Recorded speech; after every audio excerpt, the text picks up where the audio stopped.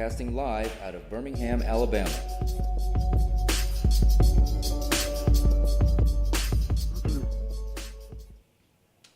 And with that, we are back. I am so glad that you're here with us.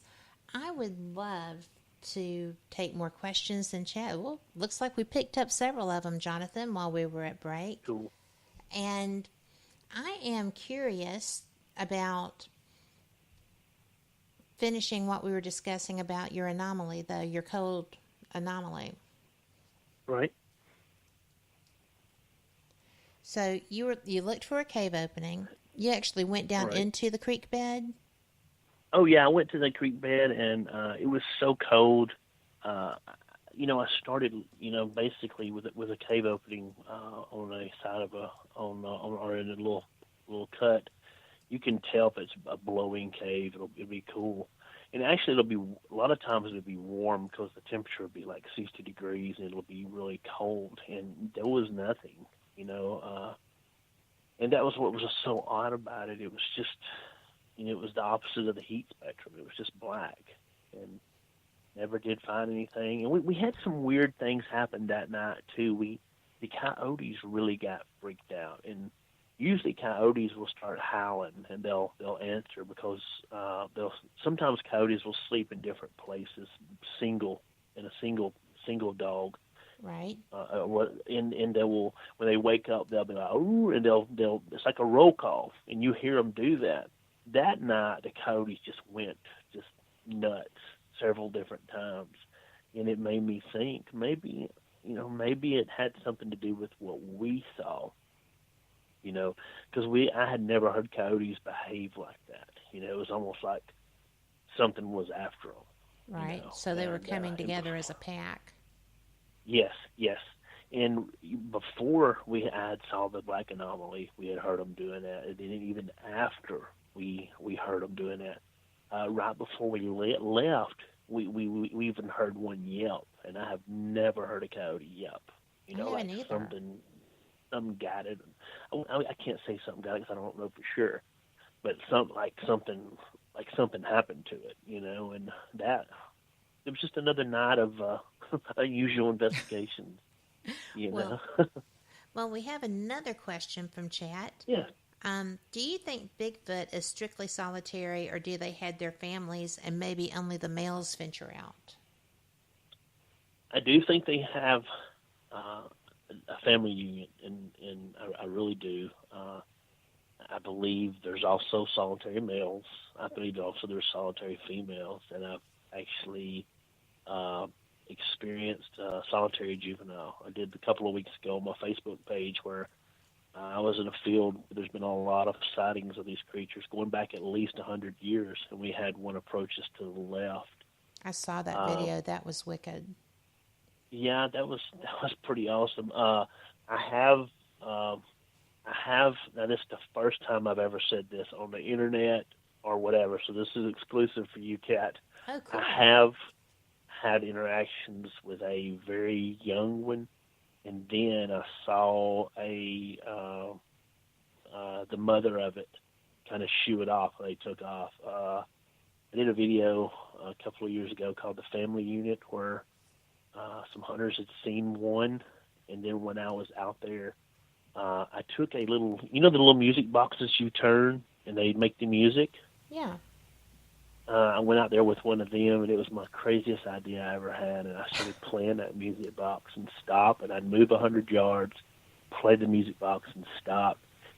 And within about 30 minutes, I saw a little head pick up, and I saw it. It was about 4.5 feet tall, and it freaked me out really, really, really bad.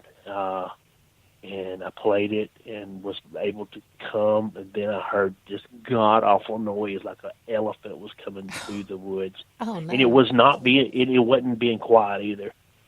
And I saw a big creature grab the little one and take off. And when I left the woods, I left the box. I thought, you know what, it's not going to get any better than this. And I left it, and I've never did it before again. It was almost just a sacred moment. Well, yeah. That's and I also saw another. Yeah, Well, I also saw another one over by Lake Chinavit. I've got a picture of it. There was one sitting on a log, and it was almost like I was meant to see it. And I saw it, took a picture, and it just stood up, looked at me, and walked off. And to tell you the truth, I have a lot of country boys here in Alabama tell me, well, or in the Southeast, or I'll throw down on that son of a gun. And no, you Nope. won't. Don't think so. You really won't. Yeah, I mean, they call you. They tell hunters get buck fever. Right. No, you're not going to do this. You're just there's a certain human quality to it. It kind of. I've seen it 8 or 9 times, and I've seen it more than that on thermal and on video that I've captured myself. And there's just something to it. You don't. So yes, there is family units. I do believe it. But I also believe there's a lot of solitary ones too. So got off on a tangent there. Sorry.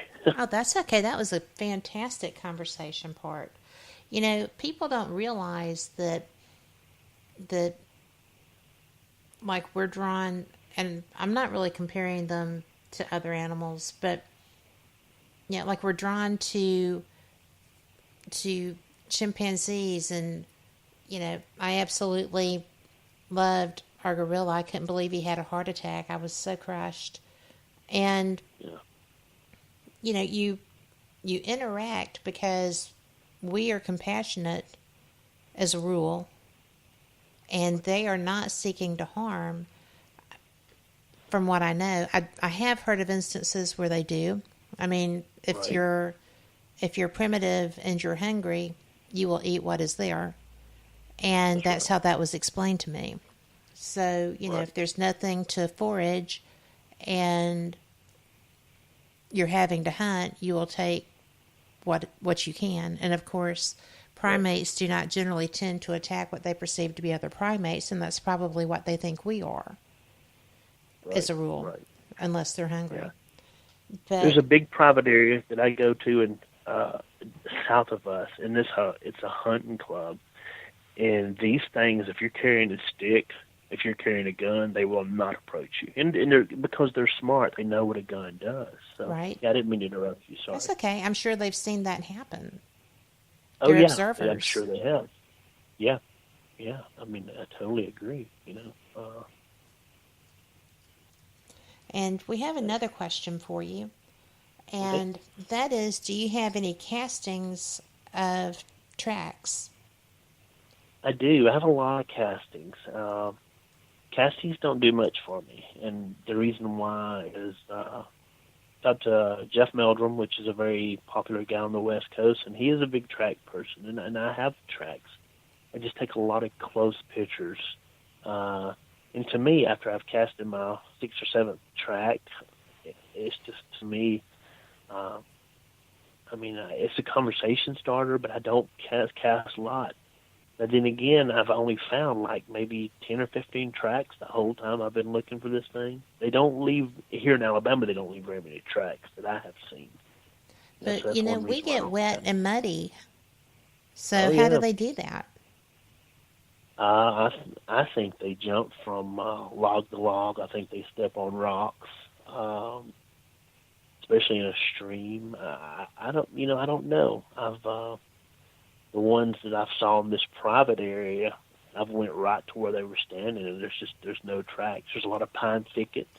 I've been in there when it was raining, when it was not raining, and I don't know. It happens. I don't know. I think they're just very conscious in an area where there's hunters or where there's a lot of people. They just don't step on in obvious places.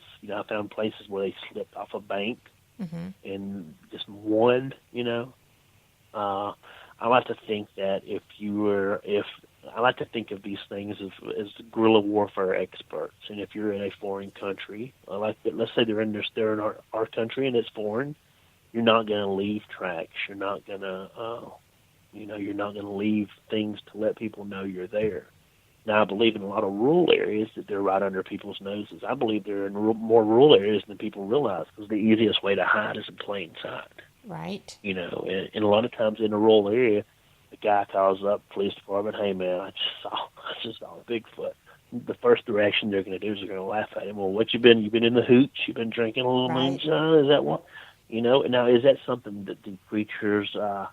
No, I don't think they know. I don't know. I just think that they're instinctive. I think they know. I think if they're like lazy humans, if there's a trash can behind a Domino's pizza, I think they'll rate it. I actually saw film of a casino in Biloxi that had one raiding its dumpster. Get out And of town. Really? Yeah, I've seen it. Yes, I'm real good friends with the head security officer, and he showed me. He knew what I was doing, and showed me.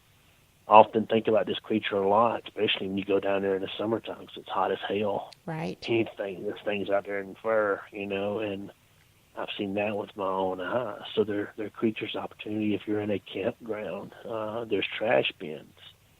Watch the trash bins. And one thing I've learned is they love to watch people. If you have a big fire, they love a fire. They'll come on the edges, outside edges, just out like you're not just paying them no mind. And I've caught them a lot of times like that. Jumped up, got my thermal, started scanning, and caught them looking around trees and Right. on the ground looking over. So, yeah. Next question. Next question is about scat. Okay. Because I know that I have another friend who does this on a different level. She was in North Carolina, and she has since moved into a more populous area. But when people are saying, "Oh, well, there's no physical evidence. There's no way that this can be real. Nobody's ever caught anything." Well, that's not true, because you found prints, you have thermal imagery, you have video, because we're going to talk about one of your videos that blew me away in the next hour. But and there's scat and fur that gets caught, just like our sweaters do when we're walking through the forest. Right. So, what kind of scat? I mean, is it Bigfoot, big kind of scat, or is it just like, what do you find? Well, I haven't found any, and here's why I don't find any. It's because I'm a huge skeptic when it comes to scat. Now, I've seen some pretty big piles of stuff in the woods, and I'm like, what in the holy hell did this? And I'll be honest with you, I went right over it. I've only collected samples out of one that I've found. And to me, I don't know. To me, it could be anything. It could be bear. It could be whatever. And let's say you get some scat and you send it to somewhere that does DNA sampling or whatever. Most of the time, if it was, they're not going to identify. They're just not. I've heard so many cases of well-known researchers that sent it off and never heard from it again. Now, is it why? I don't know. Just let's say they said, well, this is an unknown primate species. Number one, when the person gets it back, they're going to be like, "Whoa, I've got this," and it's going to bring them into the spotlight, and they're going to defend their things. And if they do that, it's going to mess up business. I believe it's going to mess up their business because they'll be like, "Well, they're a bunch of fruitcakes. They misidentified that." So I've just never took a sample. I've took one, but I've just never did anything with it. Because nobody's going to look at it. And if somebody did look at it and said it was unknown, then you said something, I believe they would deny it. So maybe it's a bad part of me. I don't think that you're going to find any kind of public forensic laboratory that's going to be willing to come out, because there's a great big bunch of hoo-ha about the mummies, the teeny mummies. Breckus mummies, Yes, and the forensics guy said prior to releasing his report that they were, their joints were fused, they were load bearing. It was obvious they weren't, natal beings. And so then when the report came out, he said, well, it's obvious that these joints are not fused, and blah, blah, blah. So, he was talking out both sides of his mouth on that. So, and that's why there's such a to-do about that particular cryptid. And we are, Yeah. oh my